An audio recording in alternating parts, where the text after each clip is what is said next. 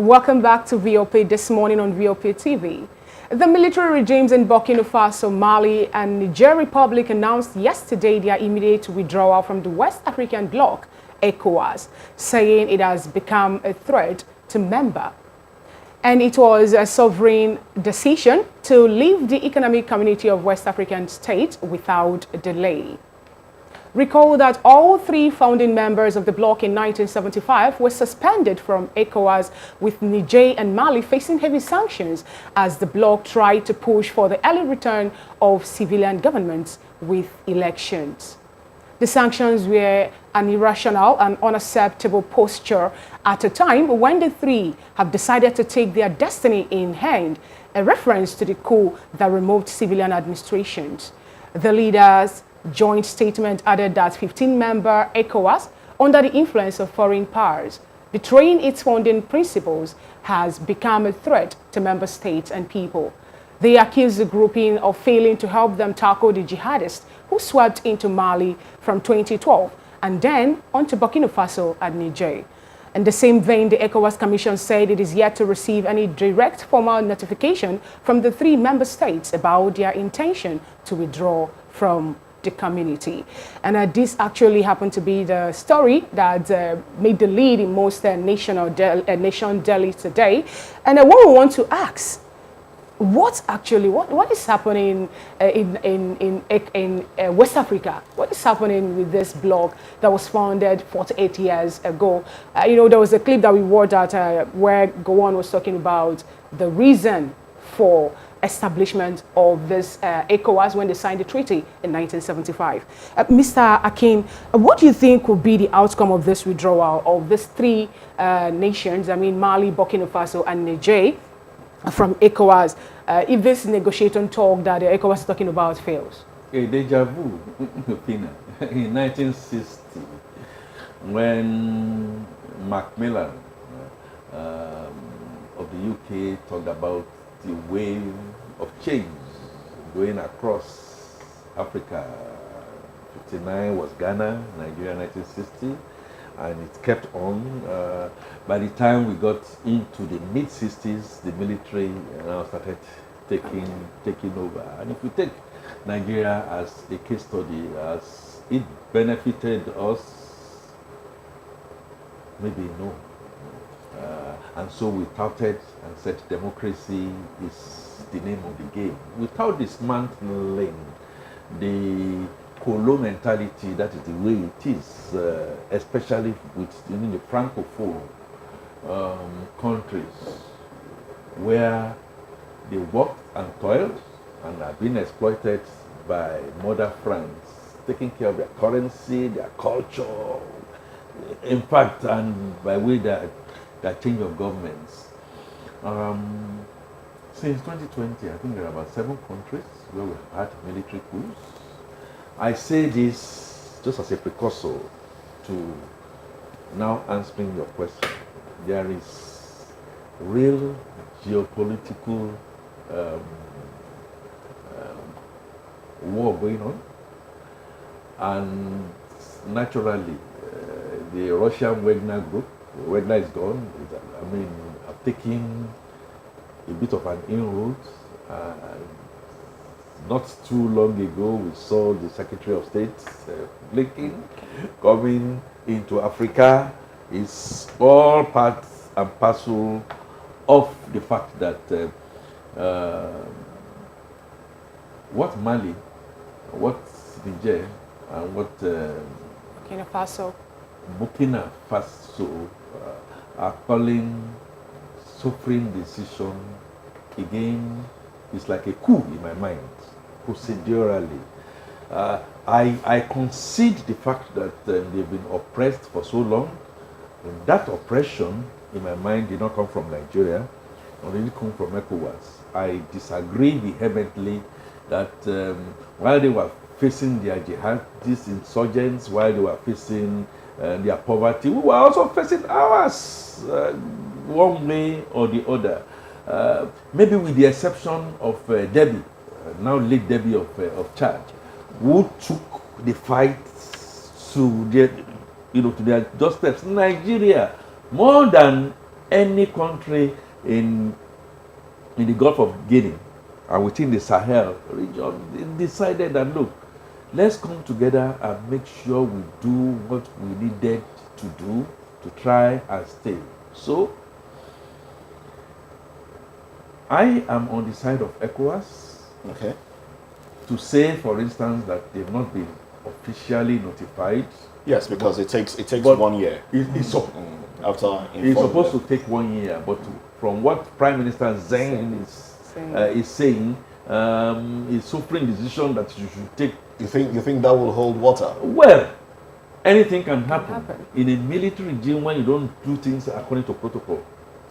But that is not in any way absorbing the fact that Nigeria and elsewhere that we haven't gotten an act together. Do you think the threats to try and ask? Do you think the threats ECOWAS issued at the heat of the whole thing contributed in these countries losing trust in ECOWAS? Because ECOWAS did issue threats to attack, to use military force, that is. The jail, yes. Naturally, if I am a criminal and I see you as a good person who is saying I should not be criminal in my tendency, anything that you do to try and stave me, I will see it as curtailing my rights. So I like either take you off or please leave me and let me go on. Your question is very diplomatic and I will give you the diplomatic answer. Nigeria needed to take a decision. Do we want the wave of coups to continue and then take away the whole of the Sahel and take away the West African sub-region? The answer is yours or mine, depending on. It may be yours because you are not happy, because democracy is not working. I agree democracy is not working. Okay. So we need to now then sort out the thing. Do I feel that the action that Nigeria took, in my honest opinion, yes. That was a good action. It was a good action. Yeah. Let me qualify it. It was a good action. Don't do it. We are going to place sanctions. We decide to place sanctions. We dovetailed. Why? It is going Why to. did we dovetail? If it was a good action, that would yield results. No. It's not. Well, when you say good action, you take action, whether good or bad. You see, not taking an action will be bad in this respect. That means you are not courageous. Now, you could take an action. That action may not be altruistic or may not be perfect. Now, when Nigeria took that action, we started seeing diplomacy coming into it. Now, talking about diplomacy, when that diplomacy started coming into it, you may say it was a bit too little, too late. Okay. However, talking about diplomacy, there was supposed to be a team from Nigeria, yes, ECOWAS in Abuja, to go to Niger, to go to the Sahel states on Thursday. Now, that team did not make it because, according to them, the airplane that was supposed to take them, they developed a fault. You think that's isn't that considered flimsy? And then this was for Thursday last week. Now these countries now came on Sunday to say, look, they're pulling out. Don't you think the countries themselves have given ECOWAS enough time to negotiate with them? Maybe. Now, maybe. Okay. Maybe. Okay. And maybe not. No. It is not also true to say that even if you take Mali, that happened July 2022, that Nigeria has not given Abu Samen Chani, enough room that, look, wait a minute, there should be negotiation. And I also know that what Chani did was to turn his back. It is either what we are doing or nothing. So there was a bit of that stiffness. Still does not take away the point you are trying to make, that on Thursday, they were supposed to go in there. It's not for me to know whether the plane developed a fault or not developed a fault. But I know grandstanding took place. Togo was there. Look, if Togo was there, amongst the rest, and they were looking for Nigeria, I agree. Nigeria should also not say because you have been doing it wrong, we should also then turn our backs. I didn't think ECOWAS should have done that. I think that is where we had a breakdown in diplomacy, in my honest opinion. If you have a recalcitrant child and you spent all your money, you've done all the things you need to do on that recalcitrant child, you will still do like the prodigal. You still say, okay, wait a minute, this is an opportunity. Have you seen the protocols of what was going to be discussed? The negotiation was, we are going to stay exactly where we are. We are not going to change. If that was going to be in place, what is the sanction that goes with you, taking over government? Why, for instance, we Nigerians are not looking at the situation where Nigeria has approached, say, Niger, and say, Bazoum, all this while, please release Bazoum, and only just about few weeks or past months ago, you release the wife, you release the child, you still want to continue to hold on to this guy. Look, no two sides win an argument. Okay. Now that we are where we are, it's not for me, in all honesty, at my level, at my age, to begin to now then point fingers and begin to say, we didn't take it right, we didn't do it wrong. We knew very important personalities that went out there. They came back, we didn't know what they came back with, but the guys stood on on their feet. And one of the things that also came out of that is the fact that we started getting our division. If you do it, we in the north will do this and all that. That, to my mind, is not the best. Okay. Atiku made a statement. And that was a very positive statement. I was talking earlier about what opposition should be. That is going to be a diplomatic meltdown. True. However, how did you get to this diplomatic meltdown? What is the policy of opening our borders and saying, for instance, that a particular ethnic group that operates everywhere should come and find a place in Nigeria? Is Mr. Atiku Abubakar saying anything concrete on that? So we can't be appropriating and repropriating. We need to be very, very, very careful. Okay. I will agree on one point, and that is the Minister for Foreign Affairs, Tuga, who I have tremendous respect for. I know he's done quite a lot in that direction, should still leave the line of diplomacy and discussions open. Now, I can also tell you that this alliance have decided they are going to do what they need to do. And how they want to do. It may not pay them.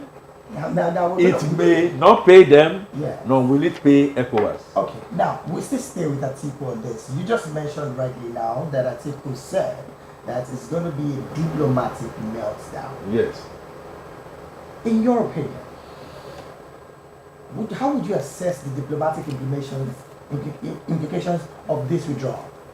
Because let's also face it, Niger Republic and Nigeria share the border.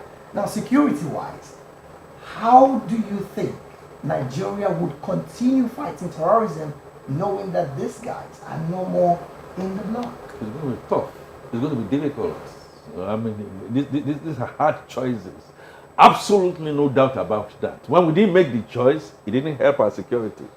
Okay? So please, let's be clear and not pander to what politicians say. I agree with you, David. Absolutely. It now means that if you are sleeping with your one eye closed,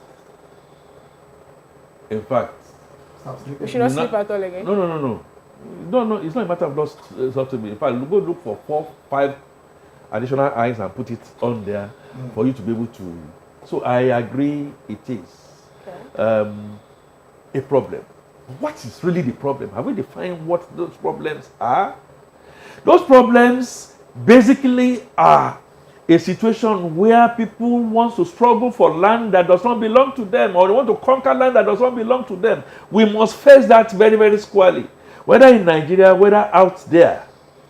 I also believe that Nigeria has a strategic interest, economic interest, in a pipeline that is going to go through Morocco, that needs to go through Chad. That is why it's in the interest of Nigeria, also interest of Niger, to make sure that you can fight, you can disagree, but on certain areas we should honestly, in a manner of speaking, try to make sure we look at our joint interests. France will not do it. France has now left. Insecurity, as bad as it's going to be in Nigeria, is also going to, the thing is now spreading southwards into the sub-Saharan West African sub-region. Okay. So, even the big men in all these countries know fully well they should learn again from history what happened in Ghana. They should learn from what happened in Nigeria as we are. They should learn from what happened in Burkina Faso. That their situation, unless if they want to now begin to oppress and suppress, they are not, it's not cast in stone. The cure for this is to look for the root cause of why we are where we are, begin to say to ourselves, if we are different countries, so let it be different countries. Right. Okay, so And when we are different countries, let's make sure we govern well and do our democracy well and lead by example in such a way and manner like we did for our law. African countries will be coming to Nigeria to come and learn. Okay. But if we don't do that, we are in big, deep trouble. Okay, So if I were to be an opposition, I will not just be talking about diplomatic meltdown. I'll be talking, even though they don't have all those powers, I'll be talking to my governors who are there, joined together. Let's come together. Let's begin to whether you are APC, you are Labour Party, you are PDP, you are NNPP and all, can we begin to now have discussions with our cousins? talking about interests. Our cousins, yes, our cousins in there. Nigeria will not in any way want to do certain things. Yes, Okay. People are saying we are pandering to the West. I know and I agree. You either pander to the West or you pander to the Wagner group. Either way, we are not going to get anywhere. So the sanctions that Nigeria, the sanctions that Ecowas has imposed, I think should be eased off gradually and allow dialogue to come into it. At the end of the day, we're also going to sit around. You made mention of interest when we were talking, and we could remember that in 1999-2000, Mauritania pulled out of ECOWAS because of the relationship that they have with Israel. You understand? And now what we want to ask, could it be that because we have this little undertone about Russia, coming in because they wanted to dispel the West from this Sahara region, one would have to ask, could it be that this undertone actually about Russian involvement and all this led to the interest of relations between what is happening now for Mali, Burkina Faso, and Niger pulling out of ECOWAS? Absolutely, including Sao Tome, including Cape Verde, including Guinea-Bissau, including Guinea itself. In fact, Guinea was supposed to be part of this pullout, but they are saying, wait a minute, even though I did coup, let me look out well. The Mauritania-Israeli thing that you mentioned, very true, but how has that benefited Mauritania? Maybe, maybe not. All right, because right now, Israel is also struggling to look at its own interests. My point is, if we have an affinity by blood, if we have an affinity by language, only we can resolve our problems. I agree with these states that they have been oppressed and suppressed by France. And France is not okay, I should be careful. France is not necessarily an admirer of Nigeria. It's an abstract of, all these kind of... But the president, the chairman, is it chairman or president of ECOWAS? President of ECOWAS, yes. Chairman of ECOWAS. They have chairman, they have president. Chairman of ECOWAS. He seems to be going to France a lot. You don't think that would have an impact in his decisions? Colo mentality, if you say you be colonial man, is exactly what I am saying. Okay. are you going to be able to pull out and not do your colonial mentality? You might have interest here and there, but at the end of the day, we need to have a regional super community, which ECOWAS still remains. It's been ineffectual since 1975. Yes, I like the fact that you had to say that. Yes, I have to say that. If you want to travel to go and watch AFCON, you don't need a passport. Now, let me quickly ask you this. Don't forget that's some advantage. Okay. Some of the things that is binding us together, whether it's Nigeria, whether it's Ghana, whether it's Togo, is still in there. We only need to just build on that. Okay, we're pressed for time. So I would like to ask you two in one. It's a two in one question, and we'll wrap up with that. Now, the Alliance of Sahel States, they have formed an alliance. The three states now, Mali, Burkina Faso, and Niger, yeah, they have formed an alliance, a military alliance. Yes. Should ECOWAS be worried that they have a military alliance, knowing fully well that they are getting support from Russia? Oh, yes. That's one. Yeah. Secondly, who will this exit affect the most? The landlocked Sahel states, or those that share, those that are parts of other members of ECOWAS? We do know that part of the things that will happen for these landlocked states is that when goods come in, goods that should come in from places like Nigeria and then be transported from the waters and then transported to their side of the country, might have more levies, more taxes on it. You think that in itself would not trigger some sort of revolution? Add this to that before you answer, and this is just a little one that says, what can ECOWAS do better to stand out and withstand the test of time as regarding this issue of withdrawal? And what do you think Nigeria, in quotes, should do now to make sure that ECOWAS have been in existence for 48 years, will not collapse? So you have 4 questions now. You have 4 questions now. So I'll take now.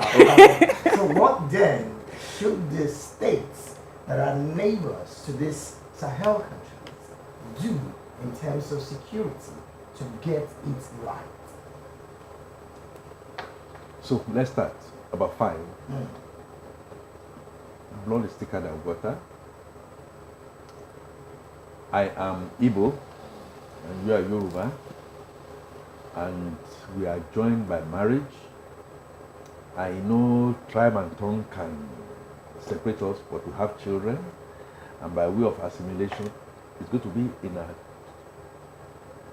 enlightened self-interest, and whatever it is that we are fighting about, we douse it for the sake of our children and their children's children. Okay. So who is this going to affect most?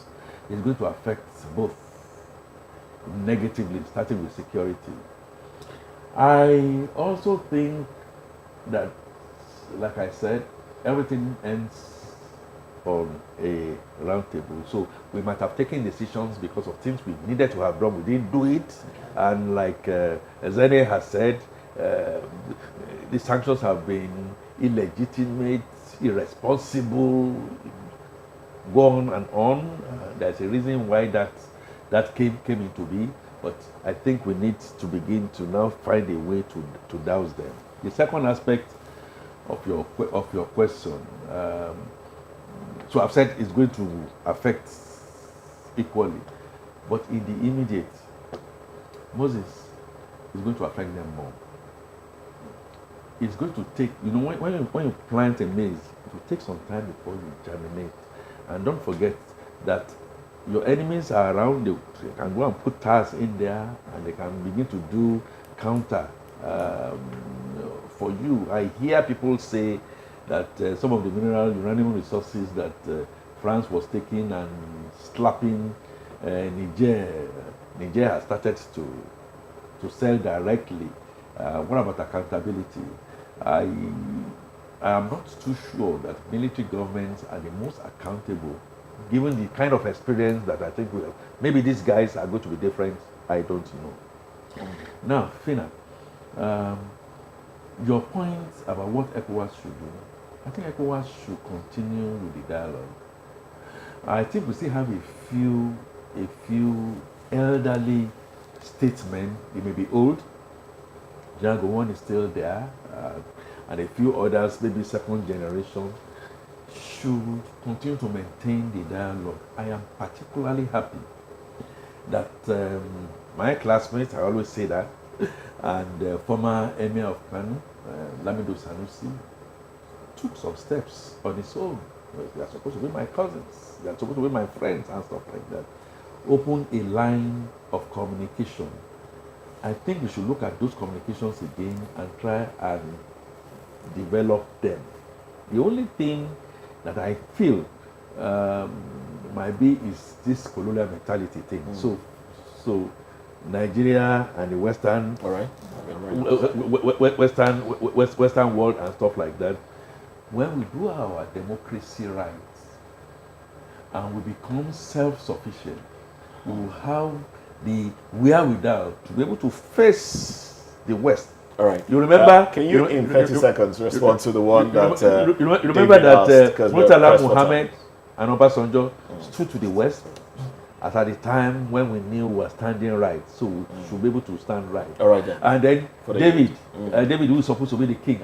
Your question, please, just. Border security within the borders of the states. Yes. That's Nigeria. The states are in the north. Okay. That borders Nigeria, Niger lies. Okay. In fact, I thought I even touched on that one. I mean, aligned to that. Nigeria, as a statecraft and as a state policy, have decided that we are going to have open borders. Why? Why should we?